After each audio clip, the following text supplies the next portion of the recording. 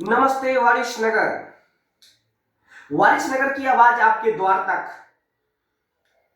उपेक्षित वारिशनगर प्रखंड को अपेक्षित बनाने के लिए भारत भ्रमण शिक्षा यात्रा के माध्यम से देश भर में बिहार के युवाओं को कलम की ताकत का ज्ञान कराते हुए आपका लाल, आपका भाई, युवा इंजीनियर अभिनव राज। धन्यवाद।